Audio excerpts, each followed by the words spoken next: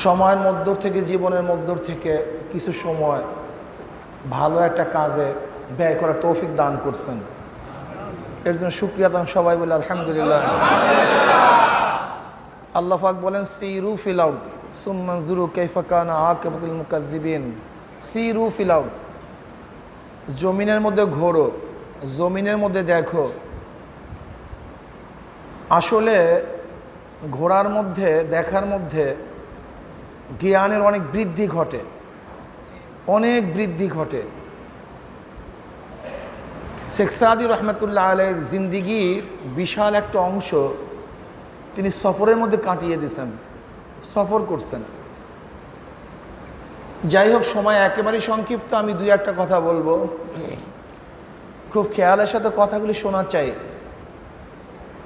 এখানে যারা আসছি নিশ্চিত সবাই মুসলমান। সবাই কি ভাই? সবাই মোমেন, সবাই মোমেন, সবাই এই ব্যাপারে কারোর কোনো দ্বিমত নেই, সবাই একমত আমি মোমেন। এখানে আমরা যারা আসছি সবাই আল্লাহকে মানি, এ ব্যাপারেও দ্বিমত নেই। সবাই নবীকে মানি, এ ব্যাপারেও দ্বিমত নাই। কিন্তু আল্লাহকে মানার ব্যাপারে দ্বিমত আছে এবং রসুলকে মানার ব্যাপারে দ্বিমত আছে, পদ্ধতিগত। কি ভাই? পদ্ধতিগত। আমি না ধরিয়ে দিলে আপনারা বুঝতে পারবেন না। আল্লাহকে মানি এ ব্যাপারে সবাই একমত, কিন্তু ধরন ভিন্ন। খ্রিস্টানরাও আল্লাহকে মানে, ইহুদিরাও আল্লাহকে মানে, হিন্দুরাও আল্লাহকে মানে, ধরন ভিন্ন। যেমন খ্রিস্টানরা আল্লাহকে মানে, ধরন, কথা বলেন, এক আল্লাহকে মানে না, তিন আল্লাহ। আল্লাহ একজন আছে, মারিয়াম তার স্ত্রী, ঈসা তার সন্তান, এইভাবে মানে। ইহুদিরা আল্লাহকে মানে এক আল্লাহ না, ওজাইর ইবনুল্লাহ, ওজাইর আলাইহিস সালাতু তার সন্তান হিসেবে মানে। হিন্দুরাও সৃষ্টিকর্তা মানে, প্রত্যেকটা হিন্দু সৃষ্টিকর্তা মানে, এ ব্যাপারে কারোর কোনো দ্বিমত নেই, সবাই সৃষ্টিকর্তা মানে, কিন্তু ধরন ভিন্ন। কেমন ধরন? তারা বলে সৃষ্টিকর্তার কাছে ক্ষমতা নাই, ক্ষমতা বিকেন্দ্রীকরণ করা হয়েছে, ভাগ ভাগ করে দেওয়া হয়েছে। যেমন প্রাইম মিনিস্টার ঠিকই আছে, তার মন্ত্রণালয় বিন্যস্ত করা থাকে, ঠিক আল্লাহ ঠিকই আছে, কিন্তু তার মন্ত্রণালয় বিন্যস্ত করা হয়েছে। এক একজনকে এক এক দায়িত্ব দেওয়া হয়েছে। যেমন ম্যাগের দায়িত্ব একজনের কাছে, রৌদ্রের দায়িত্ব ভিন্ন জনের কাছে, শিক্ষার দায়িত্ব ভিন্ন জনের কাছে, রেজেকের দায়িত্ব ভিন্ন জনের কাছে। কথা ঠিক না? এই যে দেবী পূজা হয়ে গেল, ওরা দেবী পূজা কেন করছে? প্রত্যেকটা হিন্দুদের মধ্যে এই বিশ্বাস যে ধর্মের বিরুদ্ধে যত শত্রু আছে তাদের মোকাবেলা করার জন্য এই সৃষ্টিকর্তা দেবীর মধ্যে শক্তি দিছে। কাজে যদি দেবীকে পূজা করতে পারি তাহলে ধর্মের যত শত্রু আছে তাদেরকে পরাস্ত করা যাবে, হেনস্থ করা যাবে, তাদেরকে পরাজিত করা যাবে। সরস্বতী পূজা কেন করে? যে বিদ্যা বুদ্ধি দেওয়ার ক্ষমতা আল্লাহর কাছে নেই, সৃষ্টিকর্তার কাছে নেই, আছে কার কাছে? সরস্বতীর কাছে। কাজে সরস্বতীকে তোমরা যদি সন্তুষ্টি করতে পারো তাহলেই তোমরা বিদ্যা বুদ্ধি অর্জন করতে পারবা। এমন কোনো হিন্দু নাই যাদের ঘরের মধ্যে ব্যবসায়ী, হিন্দু ব্যবসায়ী নাই যাদের দোকানের মধ্যে, ব্যবসা প্রতিষ্ঠানের মধ্যে গণেশের একটা ছবি নেই। এমন কোনো হিন্দু দোকানদার আমাকে দেখাতে পারবেন না। গণেশ মানে ওই হুরের যে ছবি মাথা। কেন? সে বিশ্বাস করে ধনী বানানো এবং গরিব বানানোর ক্ষমতা সৃষ্টিকর্তার কাছে না, এই ক্ষমতা তিনি গণেশের কাছে দিয়েছেন। কাজে আমি যদি গণেশকে সন্তুষ্ট করতে পারি তাহলে আমি ধনী হয়ে যাব, আর গরিব থাকবো না। ঠিক মুসলমানদের মধ্যেও আল্লাহকে একদলে মানে ঠিকই, লেকিন সমস্ত ক্ষমতার অধিকারী আল্লাহকে মানে না। তারা মনে করে জান্নাতে নেওয়া, জাহান্নাম থেকে বাঁচাবার ক্ষমতা আল্লাহ পাক অমুক ব্যক্তির কাছে দিয়ে দিছে, অমুক পীরের কাছে দিয়ে দিছে, অমুক অলির কাছে দিয়ে দিছে, অমুক ব্যক্তির কাছে দিয়ে দিছে। কাজে ব্যক্তি যদি সন্তুষ্ট হয়ে যায়, রাজি হয়ে যায়, তাহলে আমার আর কোনো কাজের প্রয়োজন নেই, আমার কোনো টেনশন নাই, নো টেনশন। যেহেতু আমার নায়ের মাঝি আমার বাবা, আমার পীর, কাজে আমি তার নৌকারই একজন যাত্রী, আমার টেনশন কিসে? সে আমাকে জান্নাতে নিয়ে যাবে, জাহান্নাম থেকে বাঁচাইয়া দিবে। যেহেতু আল্লাহ উলুহিয়াত, খোদাই শক্তি অমুক ব্যক্তির মধ্যে দিয়া দিয়েছে, কাজী এখন বাচ্চা চাওয়ার দরকার আল্লাহর কাছে নাই, ব্যক্তির কাছে বাচ্চা চাও, সে আমাকে ছেলে সন্তান দিয়ে দিবে। যেহেতু ধনী বানানো এবং গরিব বানাবার ক্ষমতা আল্লাহ পাক ওই ব্যক্তির কাছে দিয়ে দিয়েছে, কাজে আমি এখন গরিব, কাজে আল্লাহর কাছে চাওয়ার দরকার নেই, আমি ওই ব্যক্তির কাছে চাবো, সে আমাকে ধনী বানায় দিবে। যেহেতু কেস থেকে মুক্তি দেওয়ার ক্ষমতা আল্লাহ পাক অমুককে দিয়ে দিয়েছে, কাজী আমি আল্লাহর কাছে কেস মুক্তি চাবো কেন, ওই ব্যক্তির কাছে চাই, সে আমাকে কেস থেকে মুক্তি দিয়ে দিবে। বুঝাতে পারিনি? দেখেন, আল্লাহকে মানার ব্যাপারে সবাই এক, কিন্তু ধরন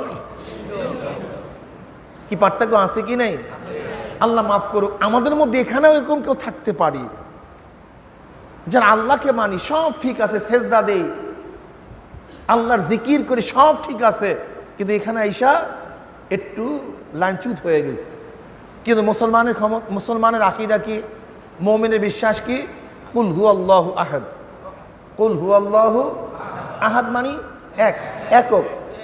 তিনি সব দিক থেকে একক, সব দিক থেকে, সমস্ত ক্ষমতার দিক থেকে, সব ক্ষমতার দিক থেকে, সব দিক থেকে আল্লাহ একক। সমস্ত ক্ষমতার মালিক কে? এক আল্লাহ, অন্য কেউ না।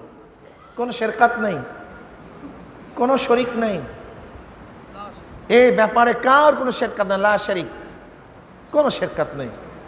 ধনী মানাবার মালিক আল্লাহ, গরিব মানাবার মালিকও তিনি। কার থেকে জন্ম নেয় না, জন্ম দেয় না। এই এক সূরার মধ্যে আমি যতগুলি কথা বলছি এবং বলতে থাকবো, সব কিছুর জবাব আল্লাহ পাক রব্বুল আলামিন এই সূরার মধ্যে দিয়ে দিয়েছেন। কুল হুয়াল্লাহু আহাদ আল্লাহুস সামাদ, তিনি বেনিয়াজ, বেপরোয়া, অমুখাফিকি, কারোর কাছে মন্ত্রণা ভাগ করেন নাই, তিনি যা মনে চায় তাই তিনি করেন, এই ব্যাপারে কার কোনো শেরকাত নেই। লাম ইয়ালিদ ওয়া লাম ইউলাদ ওয়া লাম ইয়াকুল লাহু কুফুয়ান আহাদ, জন্ম দেয় নাই, জন্ম নেয় নেই, সব কিছুর জবাব দিয়ে দিয়েছেন, ঠিক না? তাই বলতে পারেন, হুজুর আপনাদের কাছে আসি কেন, সবই তো আল্লাহ। এখানে এই একটা ভিন্ন প্রশ্ন আছে। বুঝলাম তো সবই আল্লাহ, আপনাদের কাছে আসি কেন?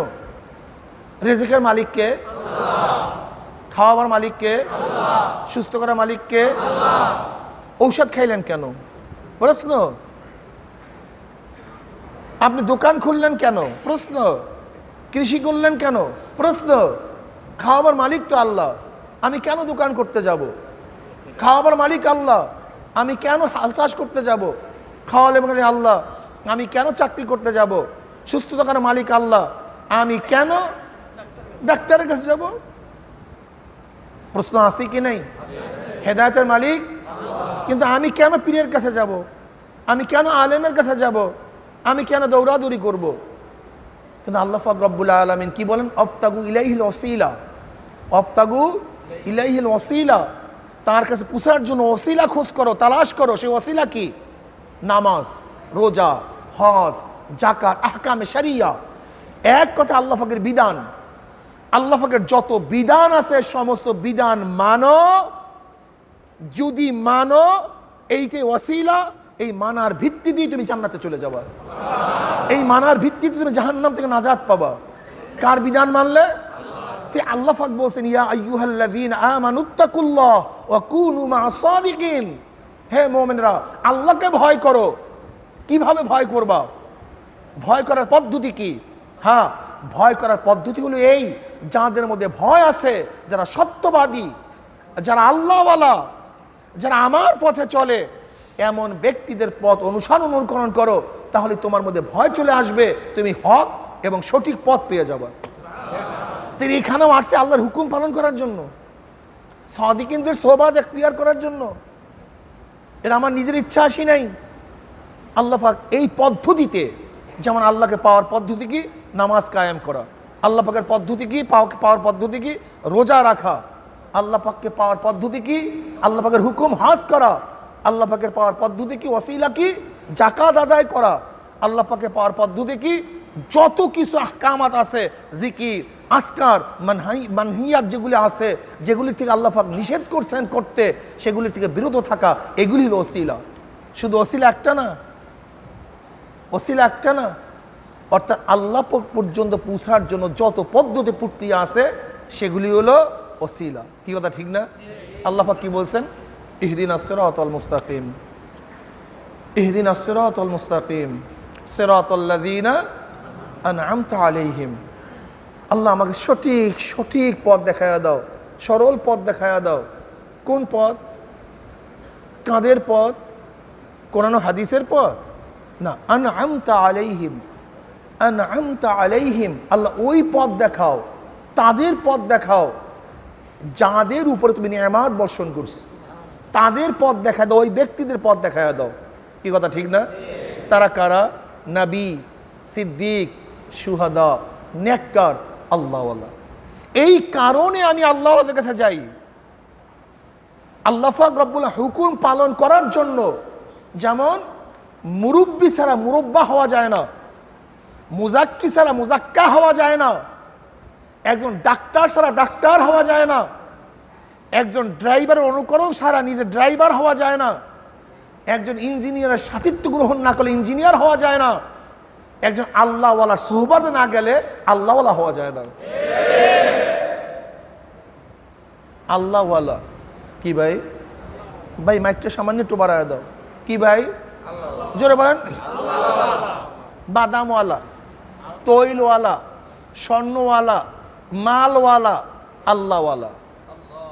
বুঝতে হবে আপনাকে। তৈলওয়ালা যার কাছে গেলে তৈল পাওয়া যায়, স্বর্ণওয়ালা যার কাছে গেলে স্বর্ণ পাওয়া যায়, মালওয়ালা যার কাছে গেলে মাল পাওয়া যায়, আল্লাহওয়ালা যার কাছে গেলে আমার আল্লাহকে পাওয়া যায়। আমরা কি মনে করি? আল্লাহওয়ালা। ভাই তুমি ভক্ত হয়েছে কত বছর? তাহলে 30 বছর। তাহলে 30 বছর আগেও তুমি নামাজ পড়তে না, এখনো নামাজ পড়ো না। 30 বছর আগেও রোজা রাখতে না, এখনো রোজা রাখো না। 30 বছর আগেও তুমি গাঁজা টানতে, এখনো একই। 30 বছর আগে সুদ, এখনো সুদ খাইতেছ। 30 বছর আগে বেপর্দা, এখনো বেপর্দা। 30 বছর আগেও ক্ষুধাদ্রোহী ছিল, এখনো ক্ষুধাদ্রোহী। কি পাইছো? বলে বহুত কিছু পাইছি। বলে কি পাইছো? বলে জানো না কি পাইছি? নামাজ পড়ো না কেন? রোজা রাখো না কেন? বলে আমি তো বাবার কাছে ভক্ত হয়েছি, বাবার মুরিদ হয়ে গেছি, আমার নামাজের দরকার কি? বাবাই তো আমার নায়ের কান্ডারি, সে আমাকে জান্নাতে নিয়ে যাবে। তার মানে ভক্ত হওয়ার আগে নামাজ না পড়লে ইমানটা ছিল, নামাজ লাগবে। রোজা না রাখলে ইমানটা ছিল, রোজা লাগবে। পর্দা না করলে ইমানটা ছিল, পর্দা। দাড়ি না রাখলেও মনের মধ্যে বারবার এরকম আশা আকাঙ্ক্ষা উদ্গ্রীব হইতো, রাখতে হবে, রাখতে হবে। ঠিক না? অর্থাৎ ভক্ত হওয়ার আগে ইমানটা ছিল, কিন্তু ভক্ত হওয়ার পর ইমানটা শেষ করছে। এখন আর নামাজ, রোজা, পর্দা কিচ্ছুই লাগে না, হালাল হারাম। এই আকীদা আসছে কোথার থেকে? ঈসাইদের থেকে। কোথার থেকে? গোটা দুনিয়ার মধ্যে সবচেয়ে খ্রিস্টানরা বেশি গুনাহ করে, ঈসাইরা বেশি গুনাহ করে, এর চেয়ে বেশি গুনাহ কেউ করে না। এই যে ম্যাক্রো, ফ্রান্সের এই ম্যাক্রোর ইতিহাস কি? এই শয়তান, এই গাদ্দার, ও ছাত্র জীবনী এক শিক্ষিকার সাথে অপকর্ম করত। এই শয়তান যুবক অবস্থায়, ছোট অবস্থায় এক শিক্ষিকা ওর ক্লাসের, সেখান থেকে নাম কেটে দিয়েছে ম্যাক্রোর, হারামজাদা। একটা কথা মনে রাখতে হবে, দুনিয়ার মধ্যে যে যখন নবী আলাইহিস সালাতু ওয়াস সালাম গালি দিয়েছে, কটূক্তি করছে, ওরা কোন হালাল জাদা না, ওরা সব হারামজাদা। এর ইতিহাস, সব হারামজাদা। কোন হারামজাদা ছাড়া আমার নবীকে গালি দিতে পারে না, কোন হালাল জাদা আমার নবীকে গালি দিতে পারে না। মনে রাখবেন, কোরআনের ভাষায় যারাই আমার নবীকে কটূক্তি করে, নবীকে গালি দেয়, নিশ্চিত ওরা হারামজাদা, ওরা জারজ সন্তান, ওরা বৈধ সুসন্তান হতে পারে না। এই ম্যাক্রো একই। খ্রিস্টানরা সবচেয়ে বেশি গুনাহ করে, এর কারণটা কি? ওদের আকীদা, বিশ্বাস। কি বিশ্বাস?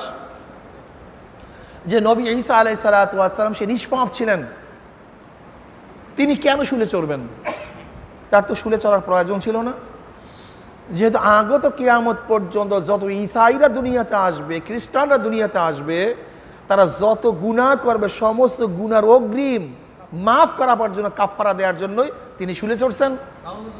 কাজী এখন আর খ্রিস্টানরা যতই গুনাহ করুক, তাদের কোনো কি নেই, পাপ নাই, শুধু কাজ করতে হবে, ঈসাকে শ্রদ্ধা করতে হবে, সম্মান করতে হবে এবং ক্রুশকে চুম্বন করতে হবে। এর জন্য প্রত্যেকটা ঈসাইর গলার সাথে একটা ক্রুশ চিহ্ন থাকবে, যোগ চিহ্ন।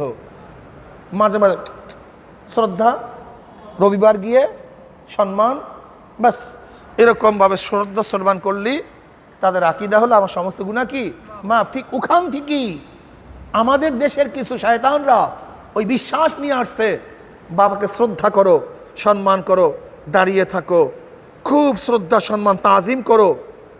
যদি তাজিম সম্মান শ্রদ্ধা করতে পারো তোমার সমস্ত গুনাহ মাফ, তোমার জন্য জান্নাত ফ্রি, জাহান্নামের কপাট বন্ধ হয়ে যাবে। এর জন্য দেখবেন এদের ভক্তরা পীরকে তো বাবাকে তো খুবই ভক্তি শ্রদ্ধা করে, কিন্তু আমলের কাছেও নেই, ইবাদতের কাছেও নেই ওই বিশ্বাস যে যেরকম ঈসাকে শ্রদ্ধা সম্মান করলে, কুরুশকে চুম্বন করলে আমার সমস্ত গুনাহ মাফ হয়ে যাবে, ঠিক আমি এনাকে যে শ্রদ্ধা সম্মান করি এনার মধ্যে উলুহিয়াতের শক্তি আছে, খোদাই শক্তি আছে, কাজী তাকে শ্রদ্ধা সম্মান করলে সে আমাকে নাজাত দিয়ে দিবে। বুঝছেন? অথচ আমাদের আকীদা কি? নবী আলাইহিস সালাত, বুখারীর মধ্যে রওয়ায়াত আসছে, তার মেয়ে ফাতেমাকে বলে, হে ফাতেমা, তুমি তোমাকে জাহান্নামের আগুন থেকে বাঁচাও।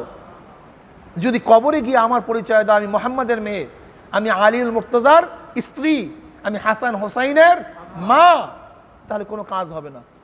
এ আমাদের আকীদা, এটা আমাদের আকীদা, আমাদের বিশ্বাস। খোদ সরদার দো আলম আলাইহিস সালাত কি বলেন? আমার নবী কি বলেন?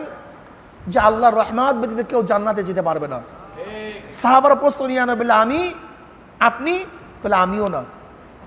সাহাবারা প্রশ্ন ইয়া নবিল্লাহ, আপনি? বলে আমিও না, আমি আল্লাহ পাক রহমত ব্যতীত জান্নাতে যেতে। এটা আমাদের আকীদা, এটা আমাদের আকীদা। তাহলে বললাম সুপারিশ, হ্যাঁ। এবার আসুন, একটা হলো সুপারিশ, আর সুপারিশ মঞ্জুর। সুপারিশ করার ক্ষমতা আল্লাহ পাক বহুতকে দিয়েছেন, কিন্তু সুপারিশ মঞ্জুর করার ক্ষমতা একমাত্র আল্লাহর কাছে, অন্য কারোর কাছে নেই। এমনকি কিয়ামতের ময়দানও শাফাতে কুবরা আমার নবী করবেন, বড় সুপারিশ আমার নবী করবেন, কিন্তু কবুলিয়তের মালিক কে? সেখানে আল্লাহ পাক রব্বুল আলামিন এই কথা বলবেন না যে আমার নবী আপনার যা মনে চাই তাই করেন, এই কথা বলবেন না। ইশফা তুশাফা, আপনি সুপারিশ করেন, কিন্তু সুপারিশ কবুল করার মালিক আমি আল্লাহ, অন্য কেউ না। এমনকি কিয়ামতের ময়দানেও সুপারিশ করার ক্ষমতা আল্লাহ পাক দিবেন নবীকে, কিন্তু কবুল করার মালিক বানাবেন না। কবুল করার মালিককে? এই জমিন আপনার পক্ষে আমার পক্ষে সুপারিশ করবে, আল্লাহ তোমার এই বান্দা আমাকে সেজদা করছে। কোরআন তোমার পক্ষে আমার পক্ষে সুপারিশ করবে, আল্লাহ আমাকে তেলাওয়াত করছে। মুজাহিদদের পক্ষে তলোয়ার সুপারিশ করবে, আল্লাহ আমার দ্বারা তোমার পক্ষে যুদ্ধ করছে। ঢাল সুপারিশ করবে, হাফেজ সুপারিশ করবে, এই গাছপালা তরুলতা সুপারিশ করবে। যত গাছপালা তরুলতা আপনার জিকির শুনবে, সমস্ত তরুলতা আল্লাহর কাছে সুপারিশ করবে। চক্ষু সুপারিশ করবে, করগুলি সুপারিশ করবে, হাত সুপারিশ করবে। হ্যাঁ, জান্নাতীরা জাহান্নামীদের সুপারিশ করবে। হাদিসের মধ্যে আসছে জাহান্নামীদের কাতারের মধ্যে জান্নাতীরা হাঁটতে থাকবে, অমনি জাহান্নামী কাতারের মধ্যে থেকে এক ভাই বলবে, ভাই আব্দুল্লাহ তুমি আমাকে চিনছো? তাহলে চিনছি তো, ওই যে তোমার সাথে সম্পর্ক ছিল, পানি পান করাইছি, আমার পাশেই ছিলাম, তোমার পীর ভাই ছিলাম, একসাথে হালকা জিকির করছি, একই মাজলিসে বসছি, একই সাথে চলাফেরা করছি, তুমি আমাকে চিনো না? বলে চিনছি তো। বলে আমি জাহান্নামের কাতারে দাঁড়ায় গেছি, আমি তো জাহান্নামের কাতারে দাঁড়ায় গেছি, আমার অবস্থা কি? তখন আব্দুল্লাহ জান্নাতি ওই জাহান্নামী ব্যক্তির হাত খফ করে ধরবে, টানতে টানতে আল্লাহর কাছে নিয়ে যাবে, আল্লাহর সাথে ঝগড়া করবে, মাওলা হে আমার এই ভাইকে জান্নাতে না দেওয়া পর্যন্ত আমি তোমার দরবার ছাড়বো না, আমার ভাইকে তুমি মাফ করে দাও। তখন সে টানতে টানতে আল্লাহর তরফ থেকে হুকুম পেয়ে তাকে জান্নাতে নিয়ে যাবে। এমনকি হাদিসের মধ্যে আসছে, বুখারীর মধ্যে আসছে, মুসলিমের মধ্যে আসছে, আল্লাহ পাক রব্বুল আলামিন জান্নাতীদেরকে বলবে, অনেক জান্নাতীরা বলবে, মাওলা হে আমার অমুক ভাই আমাদের সাথে নামাজ পড়তো, অমুক ভাই আমাদের সাথে রোজা রাখতো, অমুক ভাই আমার সাথে জিকির করতো, একই সাথে চলাফেরা করতাম, আজকে আমার ভাই তো জাহান্নামে চলে গেছে। তখন আল্লাহ পাক রব্বুল আলামিন জান্নাতি থেকে বলবে, যা তোর ভাইদেরকে তোরা বাঁচিয়া বাঁচিয়া জাহান্নাম থেকে নিয়ে আস, যাদেরকে চিনো তাদেরকে নিয়ে আস। এরপর জান্নাতীরা জাহান্নামে গিয়া তাদের ভাইকে তালাশ করতে করতে করতে যাকে যাকে চিনবে সবাইকে বের করে জান্নাতে নিয়ে যাবে। এ তো আছে, এ তো আছে। দোয়া নেওয়াও সুন্নাত, দোয়া করানো সুন্নাত। যেমন আবু বকর সিদ্দিক রাদিয়াল্লাহু তাআলা আনহু, নবী আলাইহিস সালাতু ওয়াস সালাম বলছেন, ইয়া নবী আল্লাহ, আমার মার জন্য দোয়া করেন যেন তাকে আল্লাহ পাক ঈমান দান করে। নবী আলাইহিস সালাতু দোয়া করছেন, আল্লাহ পাক ঈমান দান করছেন। আল্লাহ পাক রব্বুল আলামিনের কাছে নবী আলাইহিস সালাতু ওয়াস সালাম দুই ওমরের মধ্য থেকে এক ওমরের জন্য দোয়া করছেন, আল্লাহ ওমর ইবনে খাত্তাবকে কবুল করছেন। হযরত আবু হুরায়রা রাদিয়াল্লাহু তাআলা নবী আলাইহিস সালাতু ওয়াস সালাম বললেন, ইয়া নবী আল্লাহ, আমার মার জন্য দোয়া করেন, আল্লাহ পাক যেন তাকে ঈমান নসিব করে। আমার নবী দোয়া করতে দেরি কিন্তু কবুল হইতে দেরি হয় নাই। মুসলিম শরীফের মধ্যে হাদিস আসছে, নবী আলাইহিস সালাতু ওয়াস সালাম ওমর ইবনে খাত্তাবকে বলে, হে ওমর ইবনে খাত্তাব, ও যদি ওয়াইস কুরুনির সাথে সাক্ষাৎ হয় তার কাছ থেকে তোমার মাগফিরাতের গুনাহ মাফের দোয়া করাইয়া নিও। কাকে বলছেন? ওমর ইবনুল খাত্তাব রাদিয়াল্লাহু তাআলা আনহুকে, যিনি সমস্ত নবীদের পরে মর্যাদার দিক থেকে দ্বিতীয় স্থান, আল্লাহ নবীর পবিত্র জবানে বারবার জান্নাতে সুসংবাদ পেয়েছেন।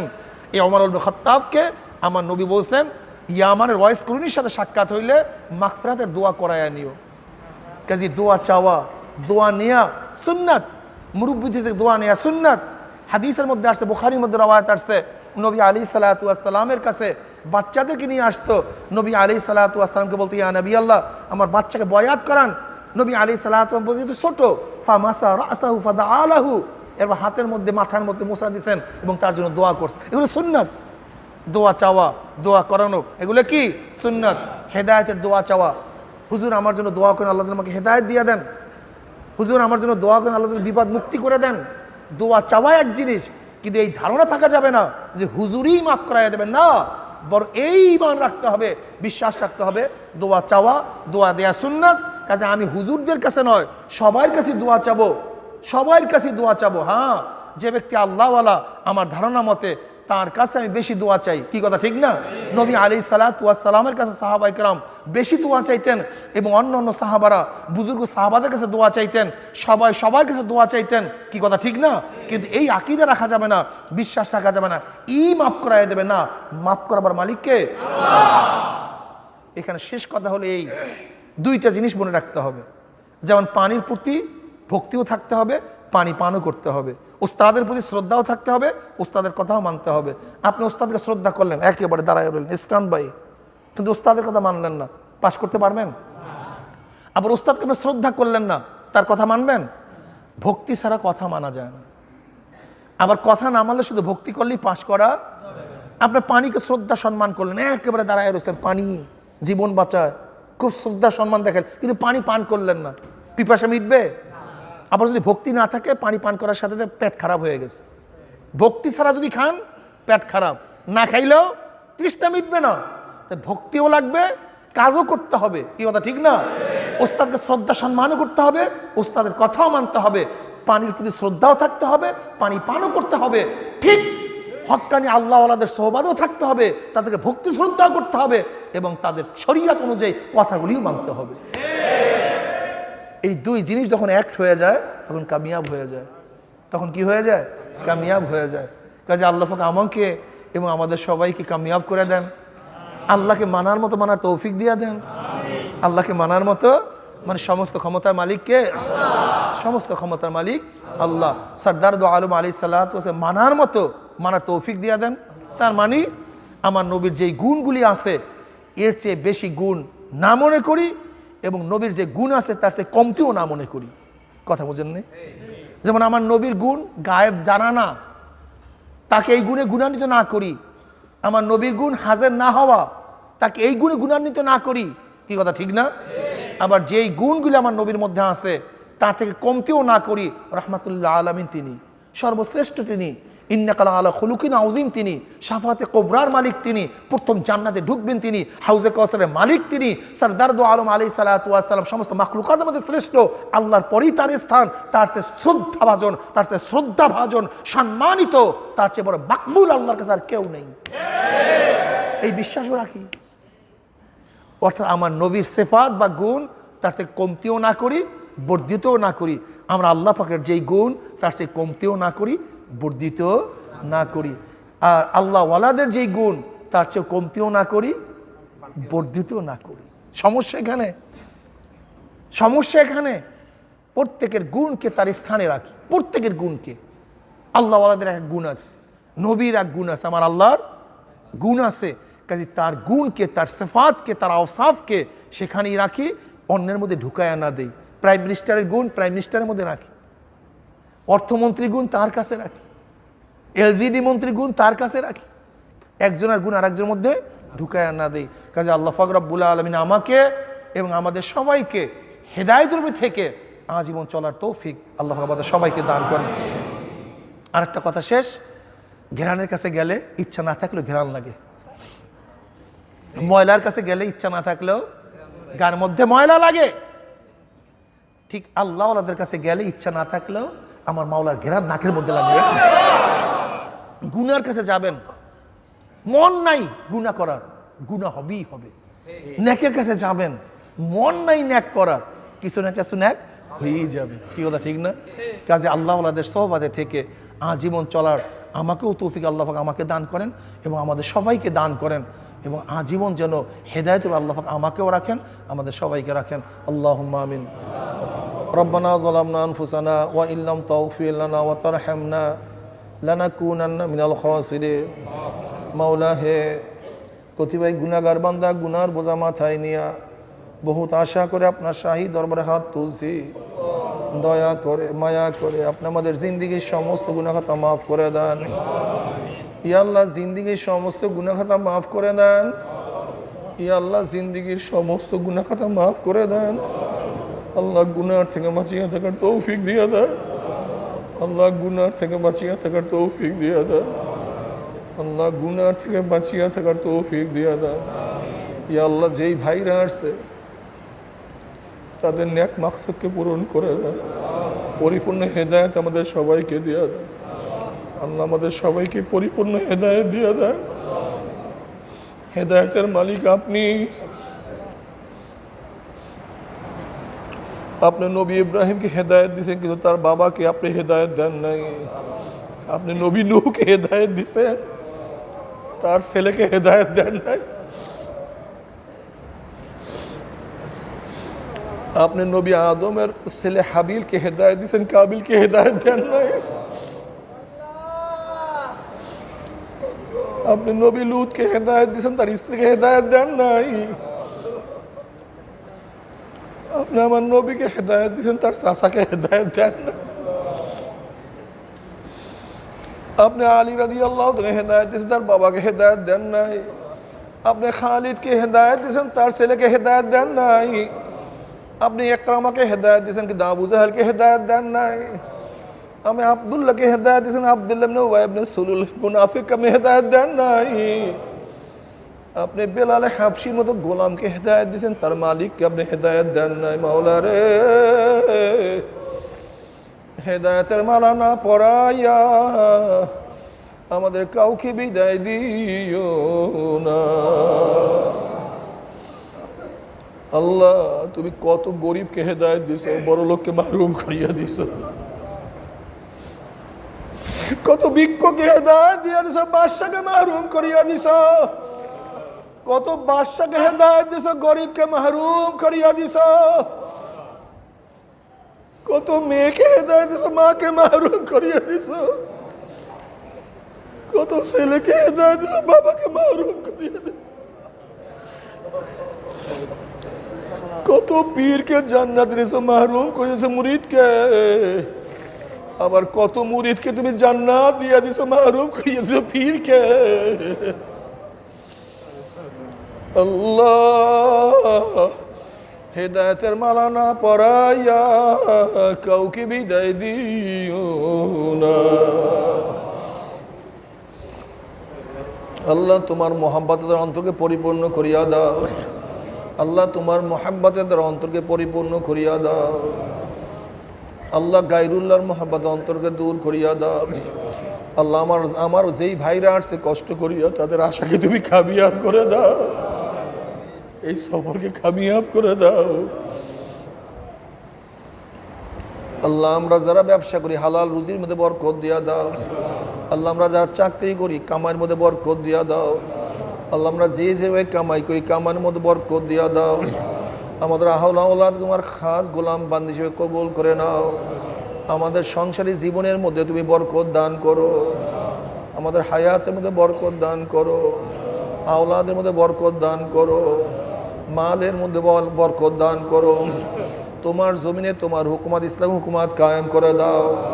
সমস্ত মুসলমানকে ইসলাম বোঝার তৌফিক দিয়া দাও। আল্লাহ যারা দুনিয়ার থেকে বিদায় হয়ে গেছে যত মুমিন মুত্তাকিন মুজাহিদরা তাদের কবর আযাবকে মাফ করে দাও। ইয়া আল্লাহ খাস করে আমাদের শায়খ মুর্শিদের কবরকে জান্নাতের বাগিচা বানায় দাও। ইয়া আল্লাহ আমাদের উপজেলার ভাইস চেয়ারম্যান সাহেবের আব্বাও মারা গেছে, আমাদের মুজাহিদ ছিল, তার কবরকে জান্নাতের বাগিচা বানায় দাও। এখানে যারা হাত তুলছি অনেকের বাপ মা দুনিয়াতে নাই, তাদের কবরকে জান্নাতের বাগিচা বানায় দাও। আমাদের আব্দুল হান্নান ভাই, নোয়াখালীর আব্দুল হান্নান ভাই, আমাদের অনেক মুজাহিদ, পুরান মুজাহিদ, জীবনে কত খাটা কাটছে মুজাহিদদের জন্য। সেও গতকালকে দুনিয়ার থেকে বিদায় হয়ে গেছে, তার কবরকে জান্নাতের বাগিচা বানায় দাও। রব্বানা হাব লানা মিন আজওয়াজিনা ওয়া যুররিয়্যাতিনা কুররাতা আইনুন ওয়াজআলনা লিল মুত্তাকিনা ইমামা। আল্লাহ আমাদের শায়খ ও মুর্শিদের কবরকে জান্নাতের বাগিচা বানায় দাও। মা দাদা সহ তামাম দুনিয়ার মাশায়েখদের মাকামকে জান্নাতের মধ্যে বুলন্দ করে দাও। আল্লাহ যাদের উসিলায় আসছে তাদেরকে তুমি কবুল করে নাও। রব্বির হামহুমা কামা রব্বায়ানি সগীরা। সুবহানা রাব্বিকা রাব্বিল ইজ্জাতি আম্মা ইয়াসিফুন ওয়া সালামুন আলাল মুরসালিন আলহামদুলিল্লাহি রাব্বিল আলামিন।